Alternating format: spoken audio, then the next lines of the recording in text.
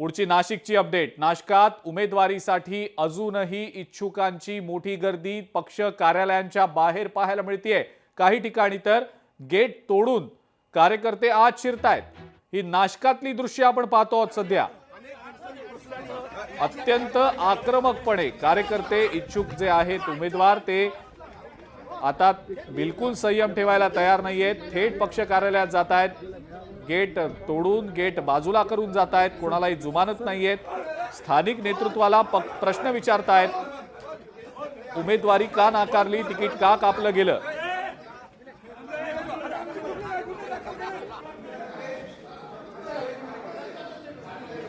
नाशिक मधली ही दृश्य आहेत।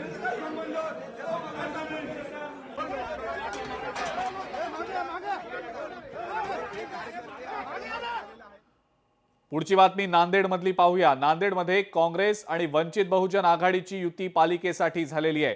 वंचित 20 जागा लढवणार आहे तर काँग्रेस 61 जागा लढणार आहे। काँग्रेस नेते माणिकराव ठाकरे यांनी युतीची घोषणा देखील केलेली आहे। काही नेत्यांनी जरी पक्षांतर केलं तरी सर्वसामान्य जनता ही काँग्रेस सोबतच आहे, अशी प्रतिक्रिया माणिकराव ठाकरे यांनी दिलेली आहे। दोन्ही नेतृत्वाने काँग्रेसच्या राज्यस्तरीय नेतृत्वाने आणि डॉक्टर बाळासाहेब आंबेडकरजी यांनी या ठिकाणी आघाडीला मान्यता दिलेली आहे आणि त्या संदर्भामध्ये अविनाशजी सुद्धा या ठिकाणी आहेत। प्रशांतजी थोड्याच वेळापूर्वी वंचित आघाडीचे नेते या ठिकाणी ते फॉर्म भरण्याकरता गेले। सर्व एकत्रपणे काँग्रेस आणि वंचित आघाडी ही निवडणूक संयुक्तपणे या ठिकाणी लढवेल। वाटाघाटी झाल्या तर 61 जागा काँग्रेसकडे आणि 20 जागा वंचित आघाडीकडे। वंचितला 20 जागा तर काँग्रेसला 61 जागा असा फॉर्म्युला नांदेड महानगरपालिकेसाठी काँग्रेस आणि वंचितनं ठरवलेला आहे। नांदेड वाघाळा पालिकेमध्ये काँग्रेस पूर्णपणे तयारीनिशी उतरल्याचं माणिकराव ठाकरे म्हणतायत आणि वंचितला त्यांनी आता सोबत घेतलेलं आहे। 20 जागा वंचितला देऊ केलेल्या आहेत। त्यामुळे या दोन पक्षांची ही जी आघाडी आहे नांदेड पालिकेमध्ये नेमकी कशी कामगिरी करेल याकडे सुद्धा सगळ्यांचंच लक्ष असेल। या आघाडीच्या समोर आव्हान असणार आहे भाजपचं आणि अजित पवारांच्या राष्ट्रवादीचं।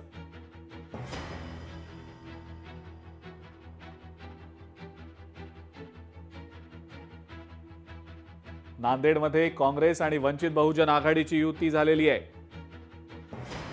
वंचितला 20 जागा, काँग्रेसला 61 जागा असा फॉर्म्युला या दोन्ही पक्षांचा ठरलेला आहे।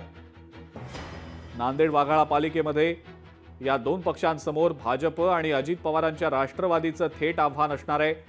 MIM सुद्धा त्या ठिकाणी आपलं अस्तित्व राखून आहे, त्यामुळे 5 पक्षांमध्ये ही लढत होणार आहे। आता हे चित्र जवळपास स्पष्ट झालेलं आहे नांदेडमधलं। पुढची बातमी बघूया आपण। काय नेमकी पुढची बातमी? मंत्री उदय सामंत यांनी स्पष्ट केलेलं आहे महायुती संदर्भात राज्यात कुठेही महायुती तुटलेली नाही असं उदय सामंत यांनी स्पष्टपणे सांगितलेलं आहे। महायुतीतल्या दोन्ही पक्षांनी आपापले उमेदवारी अर्ज आपापल्या इच्छुकांना वाटलेले आहेत। मुख्यमंत्री देवेंद्र फडणवीस आणि उपमुख्यमंत्री एकनाथ शिंदे या संदर्भातला निर्णय घेणार आहेत। अर्ज माघारी घेण्याच्या दिवशी निश्चितपणे मार्ग काढला जाईल असं उदय सामंत म्हणतात।